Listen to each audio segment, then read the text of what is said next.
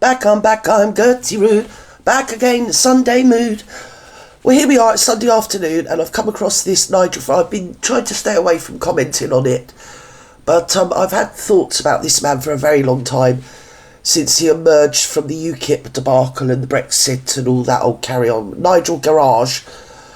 And he's been talking smack about a certain person that highlighted the grooming gang situation, who was one of only a very small, well, basically he was the only one. Let's have it right. There was him and some journalist that wrote about it in the Times, but that was it.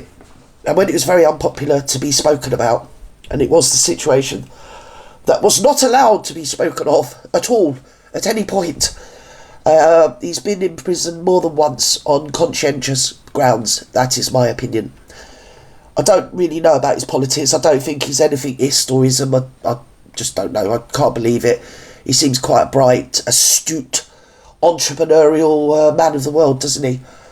But by dint of his accent, and it is only his accent, certain people that like to think of themselves as the jam in the sandwich of society like to look down on people like him, even though half the people that looked down on him weren't as wealthy as him.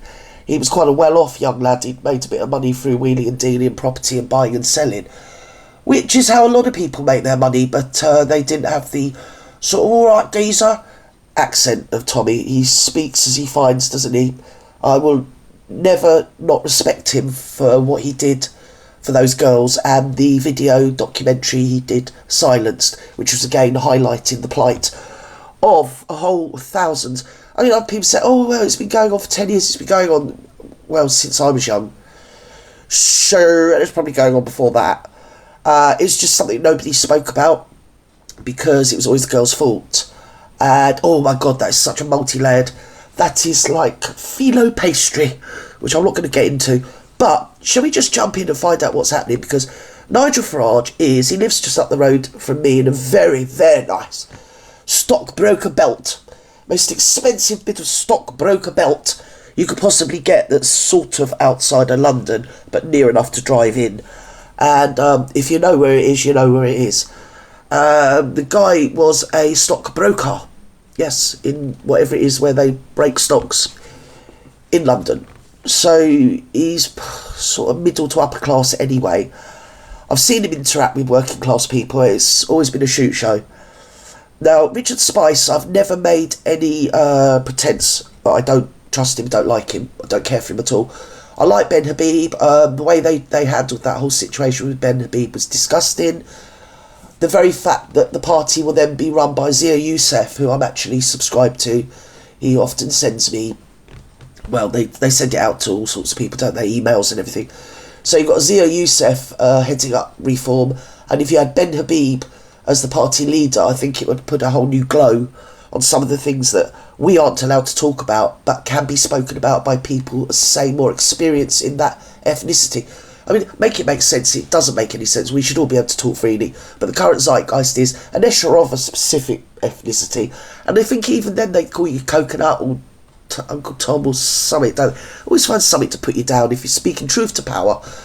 I don't think Nigel speaks truth to power. I think he speaks truth to my bank balance, basically, with him. Don't like the man. He's a crashing snob and a bore, a self-publicist, and we've had quite a few tantrums from him that have been ignored over the years, that we've all chosen to forget about. I think if you're a hammer, everything's a nail, isn't it, if you get me, capiche? So, yeah, with Nigel Farage, he is no better than he should be, and he doesn't represent anybody's point of view. I think also that if Robinson was, even if he came out of jail and stood as an independent, I think he'd get in. He sort of represents, whether rightly or wrongly, he represents the working classes, and there are so much more of the working classes than there are of the other classes. That the trick has always been, since the Peasants' Revolt in 1318 something or other, the trick has always been that they turn it round so they make it seem like the working classes are a minority view who know nothing. They need us to tell them what to think, when actually the working classes represent. It's like the caste system in India, isn't it? And there's a hell of a lot more of us than what there is them. Let's put it that way. And the balancing act has always been to keep us down and tell us we're wrong, we're stupid, we don't deserve an opinion. Some of the things I've heard said by so-called leftist, trendy leftists, we're all equal, but diversity, inclusion. Some of the things I've heard them turn around and say to who they were assuming was a working class geezer is just reprehensibly vile and snobby. When you find that the majority, and I hate any form of snobbery, I've encountered inverted snobbery. Again, it's crashingly bad form. We should all treat everybody as we ourselves would like to be treated. So let's jump in. Next tonight, Reform UK leader Nigel Farage has said that the English Defence League co-founder Tommy Robinson isn't welcome in his party. Follows high-profile support for Robinson. His real name is Stephen Yaxley Lennon from Elon Musk. Oh, having him as a supporter is very helpful to our cause. I mean, goodness me. I mean, he's an absolute hero figure, particularly to young people. Well, he's not. He's like clickety-click, bankety-bank, isn't he? That's what he is. Bankety-bank. Anyway, that's went wrong because this was filmed yesterday and it came out in the last sort of half an hour or so that Elon Musk has buoyed Farage off. Now, I'm not really a big fan of Elon Musk. He talks good talk, but I've got a lot of issues with how he runs his platform, and that's my opinion. He's now waded into the Rotherham children's thing when he lets people steal photographs for your child, repost them where you don't want them reposted, and it's quite okay. You can't get them removed. They can do what they want. If someone nefarious gets a picture of your child in, say, their boxer shorts, that's absolutely fine. That's fine. And yet that cheeky scoundrel has got the right to stand there and start talking about the Rotherham thing. Of course he can have an opinion, but I would have thought you clean the shit off your own doorstep. Obviously, if I was doing that sort of thing myself, I would have no right to stand on my platform and say what I've just said. But guess what? It's something that I would never, ever, ever think of doing. Wouldn't even cross my mind. What anyone could hope to do apart from to terrorise and frighten people and outrage people by doing such a thing, it's not going to endear you, is it? You know?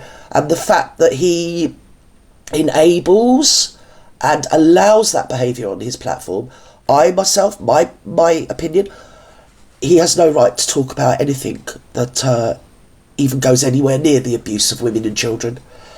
Until he can clear the shit off his own doorstep. He allows his platform to be... He lets the Taliban on there, for Christ's sake.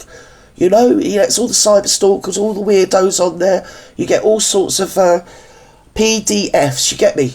It's quite alright. They've got all these... Oh, yeah, you can report this, report that. They don't do anything. They don't care. If they consider, oh, well, it's in the public domain, it doesn't matter what's in the public domain. You haven't got a right to steal somebody's photograph of their child and repost it as some sort of weaponisation of that image. So, excuse me if Elon, you shut your mouth and mind your own beeswax. And as for you, Mr. Flange, well... This country, so yes, he's very helpful indeed. Now, everyone says, well, what about his comments on Tommy Robinson? Look, my position is perfectly clear on that. Right. I never wanted Tommy Robinson to join UKIP. No. I don't want him to join Reform UK. No. And he won't be. Well, that's entirely fine, because do you know what happened there? That saved me quite a bit of money. Because you can have your opinion, but guess what? So can I can have my opinion. And I think Tommy Robinson, along with Posey Parker, are two of the people that have stuck up for women of the last decade. When you see the situations going on around England at the moment, not only with the uncovering of grooming gangs, but also the area all around the safety of women and children, it's despicable. It's absolutely despicable. And when you think that Robinson put his own family and his own life on the line to stand by what he believed in, along with Posey Parker, I can't see what the difference is. I know they're always trying to put poor old Posey in prison as well, aren't they? Trying to find some reason to. But, yeah, that would be like imprisoning Marilyn Monroe. There'd be an outrage, my darlings. So, these people that do step forward should be sort of glad-handed and fated in a way. I just don't know. It's like he's literally, someone's given him something that fires bullets and he's deliberately firing said bullets at his bleeding head. So live to our political correspondent Amanda Acast. So Amanda, how's all this come about? Well, having Elon Musk getting increasingly involved in British politics by tweeting on X, the site that he owns, in support of Reform UK is a bit of a double-edged sword for Nigel Farage. So he's always liked to take a pop at Well, you see, because yesterday, or around about the week, it was mooted that he's going to be funneling about £1 million into the Reform. So obviously, once you're paying money into anything, you then get a big say in it, especially when you're Elon Musk. And I think he's actually Donald Trump's Siamese twin at the moment, so I'm not sure what that's all about. But they seem to be with each other a hell of a lot. I think it goes along the lines of the working classes have got this innate sense of fairness and cricket. And having somebody like Nigel decrying a man like Robinson, it's just not cricket, it's just not done. And Robinson kind of does represent the unheard, the unseen, what they like to call the great unwashed, the ill-bred and uneducated, we're frightfully so much better. And in many ways, he sort of represents every man on the street. So when you get Farage standing there saying that, it doesn't endear him well. Quite who he is now trying to galvanise or trying to appeal to, who hasn't already been appealed to by him, I'm kind of over. I just can't see where he's going with that. To me, he might as well just get a big pile of money and go and burn it live on a video so we can all watch. Because that, to me, is what he's doing.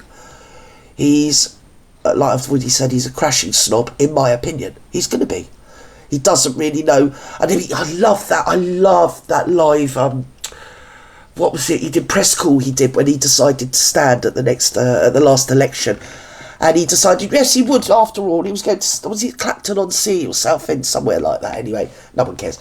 So they called him out. Was it Sky News called him out on the press conference when he said, well, yes, I will stand. I'm going to be Reform MP for Clacton-on-Sea.